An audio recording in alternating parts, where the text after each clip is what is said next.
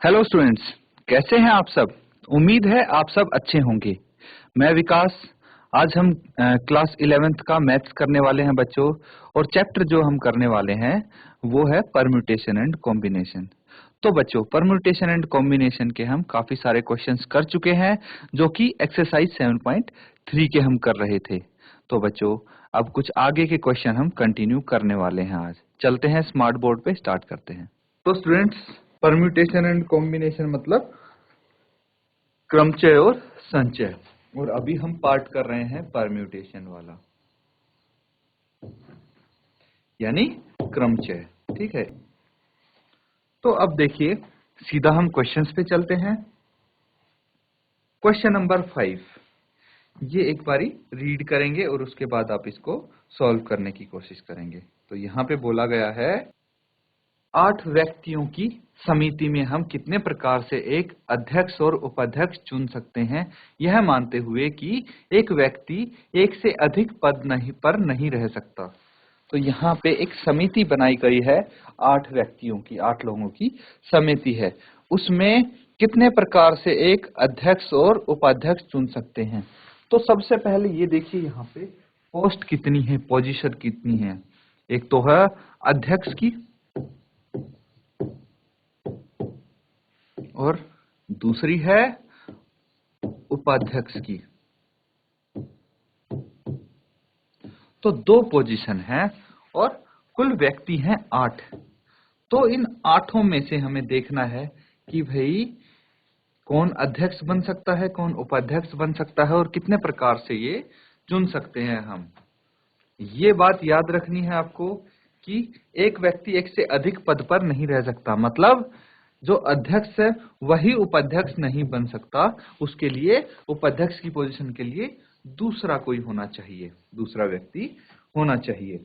तो इसको किस प्रकार से सॉल्व करेंगे, एक बार आप सॉल्व करने की कोशिश करेंगे, फिर हम साथ में सॉल्व करेंगे।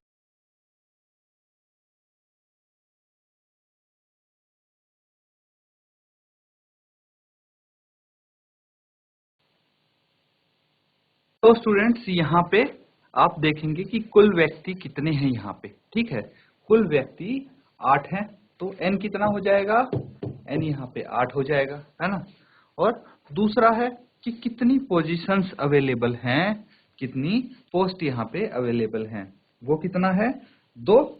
तो r कितना हो जाना चाहिए, r यहाँ पे 2 होना चाहिए। मतलब इन 8 को हम इन 2 जगह पे अरेंज करेंगे। इतना समझ में आ गया। तो किस तरह से कर सकते हैं हम, यहाँ पे हम परम्यूटेशन लगाएंगे 8p2। यही हो गया ये एनपीआर। सबको आपको पता है एनपीआर का फॉर्मूला क्या होता है, n factorial by n minus r factorial, मतलब 8 factorial by 8 minus 2 factorial. 8 factorial को करेंगे सॉल्व तो 8 इंटू 7 इंटू 6 और इसका फैक्टोरियल बटे 8 माइनस 2 6 का फैक्टोरियल। ये कैंसल आउट हो गया, 8 इंटू 7 56, 56। तो 56 तरीके से हम इनको सेलेक्ट कर सकते हैं, चूज कर सकते हैं। यहाँ पे भी आप देख सकते हैं कि भाई 2 पोजीशन है।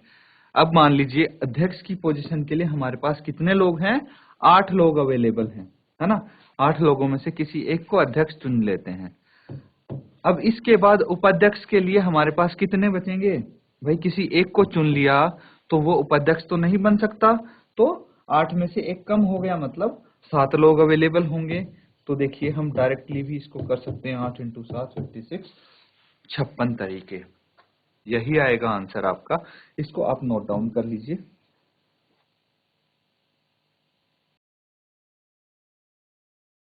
तो स्टूडेंट्स, इसके बाद हम जो क्वेश्चन करने जा रहे हैं वो आप एग्जाम्पल में कर चुके हो वैसा क्वेश्चन। ठीक है, तो चलिए नेक्स्ट क्वेश्चन करते हैं।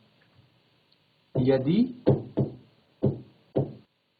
n minus 1 p3 ratio n p4 equal to 1 ratio 9, तो n ज्ञात कीजिए। तो इस केस में आपको n बताना है, n की वैल्यू बतानी है। तो ये क्वेश्चन है, बहुत ही सिंपल सा क्वेश्चन है। इसको एक बारी आप ट्राई करके देखेंगे, सॉल्व करके देखेंगे। मैं थोड़ी सी हिंट आपको अगर दे दूं तो देखिए, यहाँ पे आपका रेशियो गिवन है। क्या है? रेशियो दिया हुआ है। तो इसको कैसे सॉल्व करेंगे? n-1 p3, यही है। क्या होता है? नॉर्मली NPR होता है, ठीक है। और यहाँ पे n-1 p3 गिवन है, कोई दिक्कत नहीं, बटे NP4। क्या हम इसको ऐसे लिख सकते हैं? Equal to 1/9। भाई 1:9 मतलब 1/9, n-1 p3 रेशियो np4 मतलब n-1 p3 बटे np4 लिख सकते हैं। अब यहां से आपका क्वेश्चन काफी इजी हो जाएगा। इसको क्रॉस मल्टीप्लाई कर दीजिए। 9 को आप दूसरी तरफ ले जाएंगे और np4 को दूसरी तरफ ले जाएंगे, फिर आप इसको सॉल्व कीजिए, काफी इजी पड़ेगा आपको। तो इसको सॉल्व कीजिए और आंसर बताइए क्या आएगा इसका।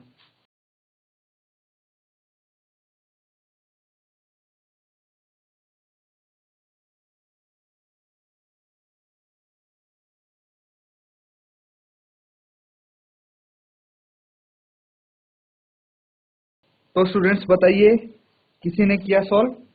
क्या किसी का आंसर आया है? यहाँ पे आपको n की वैल्यू बतानी है। n की वैल्यू कैसे बताएंगे? देखिए एनपीआर का फॉर्मूला पता होगा आपको, तो सबसे पहले तो वही अप्लाई कर देंगे हम, है ना। तो क्या लिख सकते हैं हम? एनपीआर क्रॉस मल्टीप्लाई करेंगे तो क्या आ जाएगा? 9 इंटू n-1 p3 बराबर है, इस तरफ क्या है? 1 इंटू np4, ये है। अब क्या करने वाले हैं हम? देखिए यही करते हैं अभी कंटिन्यू। 9 इंटू n-1 p3 है, इसको लिख सकते हैं n-1 और इसका फैक्टोरियल, फिर n-1 -3 का फैक्टोरियल। क्या हम ऐसे लिख सकते हैं? बराबर है। इसको अगर खोल के लिखेंगे तो देखिए 1 इंटू समथिंग तो वही होता है, तो n फैक्टोरियल आ गया बाय n-4 का फैक्टोरियल। अब n-1 फैक्टोरियल है, ठीक है। तो इधर हम क्या करेंगे? देखिए 9 एज इट इज रहने देते हैं, ये n-1 फैक्टोरियल, इसका तो हम कुछ नहीं कर सकते। n-3 -1 -3 n-4 का फैक्टोरियल हो जाएगा। इधर देखिए नीचे तो n-4 इसका फैक्टोरियल है, तो ये दोनों तो कैंसल आउट हो जाएंगे इजीली। n फैक्टोरियल है, तो n फैक्टोरियल को अगर हम n-1 factorial n into n-1 factorial लिखते हैं तो बात बन जाएगी। तो हम क्या लिख सकते हैं n फैक्टोरियल को? n into n-1 factorial. क्या ऐसा लिख सकते हैं? बिल्कुल लिख सकते हैं हम। कैसे? फिर से मैं आपको बताने जा रहा हूं। मान लीजिए 5 है ये, ठीक है। तो हम इसको क्या लिख सकते हैं? 5 फैक्टोरियल को 5 इंटू 5 माइनस 1 फैक्टोरियल लिख सकते हैं ना। ये चीज क्या हो जाएगा? ये 5 इंटू 4 फैक्टोरियल लिख सकते हैं हम। तो वही तरीका मैं इसमें लगा रहा हूं और सिंपली हम इसको लिख देते हैं n इंटू n-1 फैक्टोरियल। ऐसा क्यों लिखा? इसका भी कारण है।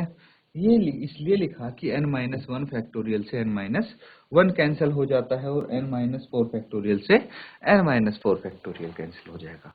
तो यहाँ पे क्या बच गया? 9 इक्वल टू n। तो n किसके बराबर है? 9 के बराबर। n की वैल्यू ही तो बतानी थी, n का मान आपको बताना था। ये आ गया है, इसको नोट डाउन कर लीजिए, फिर नेक्स्ट क्वेश्चन करेंगे।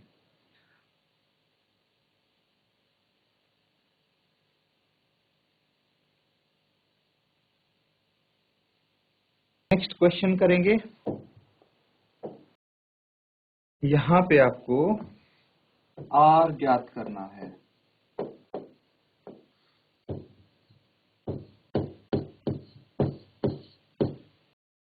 आर ज्ञात कीजिए यदि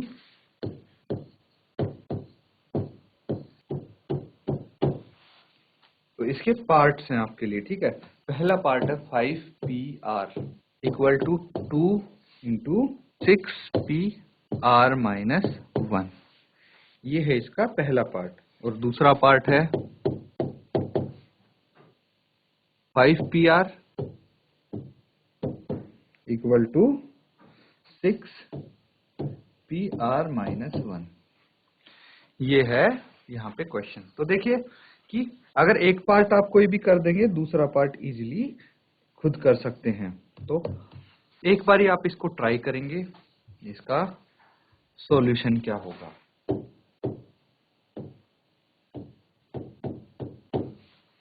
यहाँ पे 5pr है बराबर है 2 इंटू 6pr माइनस 1।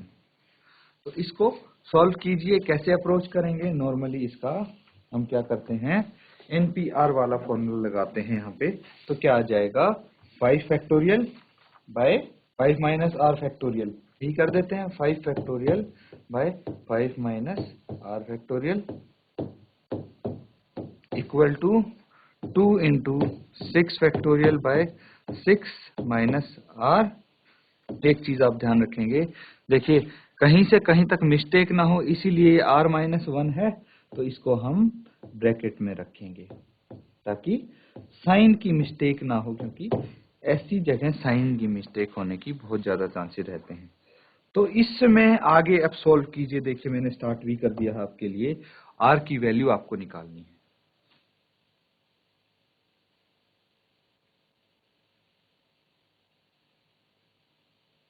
तो स्टूडेंट्स अब क्या करने वाले हैं हम, देखिए जो 5 फैक्टोरियल एज इट इज लिखेंगे हम, उसके बाद 5 माइनस r फैक्टोरियल था, इधर क्या था, इधर है भाई 2 इंटू 6 फैक्टोरियल था। तो 6 फैक्टोरियल को हम 6 इंटू 5 फैक्टोरियल लिख सकते हैं। और डिनोमिनेटर में क्या था, ध्यान से देखिए, अब यही सबसे जरूरी चीज है। इसका हम ब्रैकेट खोलेंगे तो 6 माइनस, अब r और माइनस का क्या हो जाएगा, माइनस को अगर अंदर लेके जाएंगे ब्रैकेट के तो माइनस माइनस प्लस हो जाएगा ये, ठीक है। और 6 b प्लस का है, 1 b प्लस का है, तो 6 प्लस 1 7, मतलब 7 माइनस r फैक्टोरियल होना चाहिए। ये कितना होना चाहिए, 7 माइनस r फैक्टोरियल हो जाएगा। अब यहाँ पे आप देखेंगे तो 5 फैक्टोरियल से 5 फैक्टोरियल कैंसिल आउट हो जाएगा।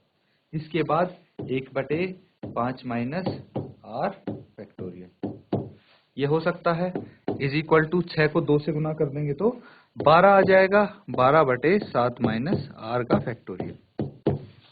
अब है लेफ्ट की तरफ है 5 माइनस r फैक्टोरियल और राइट की तरफ है 7 माइनस r फैक्टोरियल।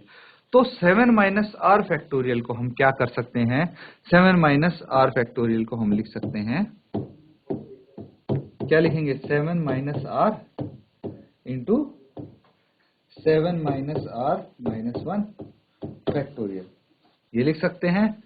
उसके बाद हम क्या कर देंगे, इसको हम कर सकते हैं 7 माइनस r, तो आ गया। उसके बाद 7 माइनस r माइनस 1 हो जाएगा 6 माइनस r, और ये फैक्टोरियल है। इसकी जगह हम क्या लिख सकते हैं, यहाँ पे हम लिख सकते हैं 6 माइनस r माइनस 1 फैक्टोरियल। ये क्या आ जाएगा, 7 माइनस r, 6 माइनस r, और 6 माइनस 1 हो जाएगा 5 माइनस r फैक्टोरियल। देखिए 7 माइनस r फैक्टोरियल की जगह हम ये चीज लिख देते हैं। ऐसा क्यों लिखा, क्योंकि 5 माइनस r फैक्टोरियल काट सकते हैं हम, कैंसिल आउट कर सकते हैं। तो इसको लिखेंगे 5 माइनस r, इसका factorial equal to 12 by 7 minus r into 6 minus r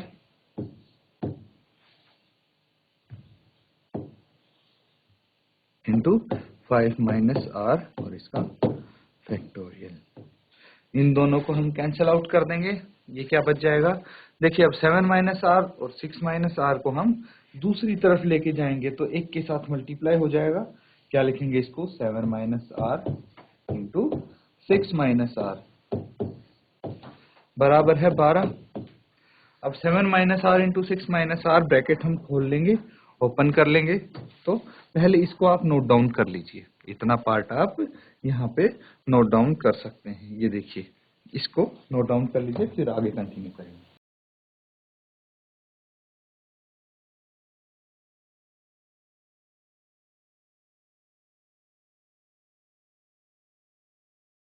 तो स्टूडेंट्स इसको हम क्या करेंगे, जो देखिए ये जो ब्रैकेट दिख रहा है आपको, इसको हम सॉल्व करने वाले हैं। अब तो मैं फिर से एक बार लिखूंगा आपके लिए, 7 minus r into 6 minus r is equal to 12 है। तो 7 को 6 से मल्टीप्लाई करेंगे, 7 6 42 minus 7 r minus 6 r plus r square, और 12 को भी मैं इसी तरफ ले आऊंगा तो ये माइनस 12 इज इक्वल टू 0 हो जाएगा। उसके बाद तो आर स्क्वायर शुरू में लिखेंगे, फिर माइनस 7 आर माइनस 6 आर, ये हो जाएगा minus 13 r plus 42 minus 12 is equal to 0। और फाइनली हमारे पास द्विघात समीकरण आ जाएगा, ये आ जाएगा 42 माइनस 12 30 हो जाएगा। अब देखिए कि हम इसका क्या करेंगे, आर की वैल्यू यहां से निकाल देंगे। तो हम इसको सॉल्व करेंगे by splitting the middle term. Middle वाली टर्म है माइनस 13, तो माइनस 13 को हम क्या कर सकते हैं, माइनस 10 माइनस 3, माइनस 10 और माइनस 3 कितना हो जाता है, माइनस 13 हो जाता है। माइनस 10 और माइनस 3 माइनस 13 हो जाएगा। माइनस 10 इंटू माइनस 3 कितना हो गया, 10 या 30 हो जाएगा। तो देखिए ये इस तरह से हम इसको लिख सकते हैं। चलिए स्प्लिट करते हैं बीच वाली टर्म, माइनस 10 आर और minus 3 is equal minus 10 R और minus 3 R plus 30 is equal to 0। R कितना आ जाएगा, आर माइनस 10 माइनस 3, तो R minus 10 is equal to 0। फिर से आर माइनस 10 को हम यहाँ पे कॉमन ले लेंगे, तो ये आर माइनस 3 हो जाएगा इज इक्वल टू 0। अब r minus 10 is equal to 0 रख के देखेंगे एक बारी हम, कितना आ जाएगा। देखिए r minus 10 is equal to 0, तो आर कितना हो जाना चाहिए, आर हो जाना चाहिए 10, आर 10 हो जाना चाहिए। इसी तरह अगर हम r माइनस 3 को 0 के बराबर रखते हैं तो r कितना हो जाना चाहिए, 3 हो जाना चाहिए। तो r की वैल्यू या तो 10 है या फिर 3 है, ठीक है। तो यहाँ पे आप लिख सकते हैं r इज इक्वल टू 10 या फिर 3। नोट डाउन कर लीजिए इसको।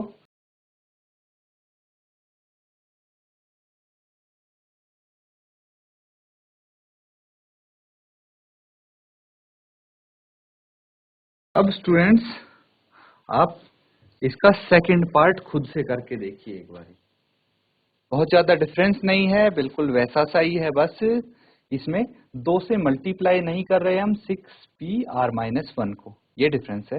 तो इसको सॉल्व कीजिए, ऐसा ही मेथड लगेगा, यही तरीका होगा, थोड़ा सा आंसर आपका डिफरेंट आने वाला है बस। तो इसको सॉल्व कीजिए आप।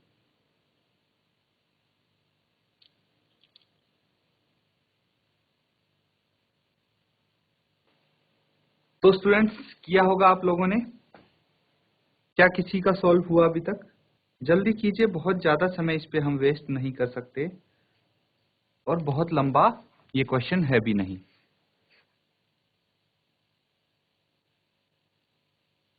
चलिए अब इसको साथ साथ करेंगे हम, ठीक है। तो जो इसका पार्ट 2 है उसको देखिए, यहाँ पे आपको गिवन है 5pr equal to 5pr equal to 6pr-1, ये गिवन है। तो इस केस में हम क्या करेंगे, 5 फैक्टोरियल बाय 5 माइनस r और इसका फैक्टोरियल बराबर है 6 factorial by 6 minus r minus 1 का फैक्टोरियल। फिर हम इसको लिख सकते हैं 5 फैक्टोरियल बटे 5 माइनस r इसका फैक्टोरियल बराबर है 6 into 5 factorial by 6 minus r plus 1 और फैक्टोरियल। जो पिछले क्वेश्चन में किया था वो चीज आपको यहाँ पे सेम टू सेम हम कर रहे हैं, तो इसीलिए आपको मुझे लगता है अब एक्सप्लेनेशन की जरूरत नहीं होनी चाहिए। तो यहाँ पे हम 5 फैक्टोरियल से 5 फैक्टोरियल कैंसिल आउट किया था पिछले क्वेश्चन में भी, ये बच गया था 5 माइनस r फैक्टोरियल, 1 बटे 5 माइनस r फैक्टोरियल। इस तरफ बच गया 6 बटे 6 प्लस 1 7 माइनस r और इसका फैक्टोरियल। इसके बाद हमने 7 माइनस r फैक्टोरियल को क्या लिखा था, क्या याद है आपको? 1 बटे 5 माइनस r इसका फैक्टोरियल बराबर है 6 बटे, इसको लिखा था हमने 7 माइनस r इंटू 7 माइनस, यहाँ पे 6 minus r into 5 minus r और इसका फैक्टोरियल, जो कि ये दोनों आपस में कैंसिल आउट हो जाते हैं। फिर 7 minus r into 6 minus r को दूसरी तरफ लेके जाएंगे तो क्या हो जाएगा, ये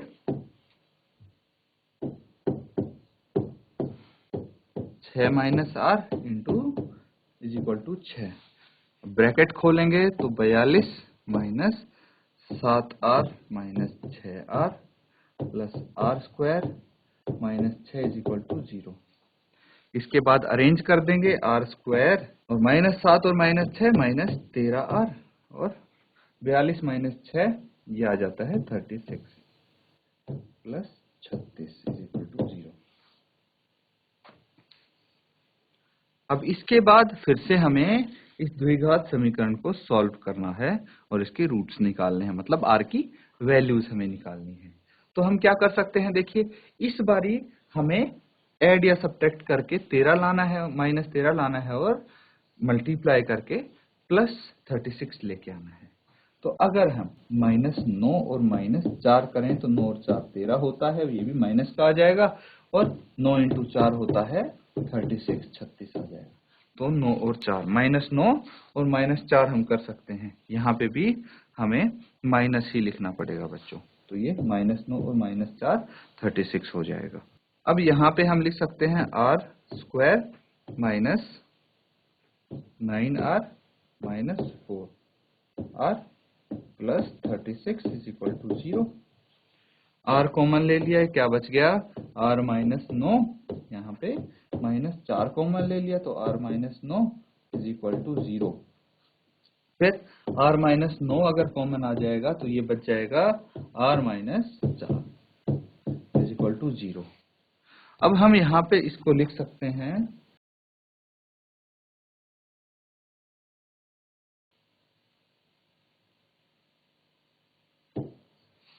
यहाँ पे हम लिखेंगे r माइनस 9। r माइनस 9 किसके बराबर होगा, r माइनस 9 होने वाला है 0 के बराबर। तो r आ जाएगा 9। इसी तरह r minus 4 is equal to 0, तो r आना चाहिए 4। तो r क्या आ जाएगा यहाँ पे 9 या फिर 4। इस बारी ये वैल्यू आई है, बट मेथड आपका सेम था। तो इसको भी आप देखिए, नोट डाउन कर लीजिए एक बारी, कोई डाउट हो तो पूछ सकते हैं।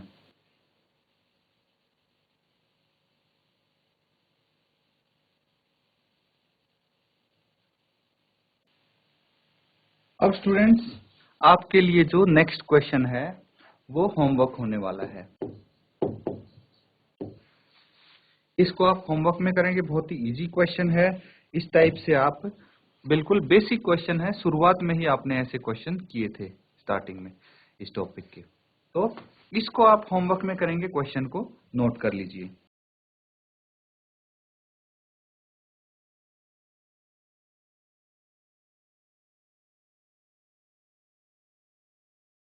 तो स्टूडेंट्स, जो हमने क्वेश्चंस यहाँ पे किए हैं उम्मीद है सारे आपको समझ में आए होंगे और सभी के सभी आपने नोट डाउन किए होंगे। अब बच्चों, जो आगे के क्वेश्चन हैं जो मैंने आपको होमवर्क दिया है आज, उनको जरूर कंप्लीट करने की कोशिश करें और कोई डाउट होता है तो नेक्स्ट सेशन में आप जरूर क्लियर कर लें उसको। इसी के साथ आज का सेशन यहीं पे एंड करते हैं। Thank you and have a nice day.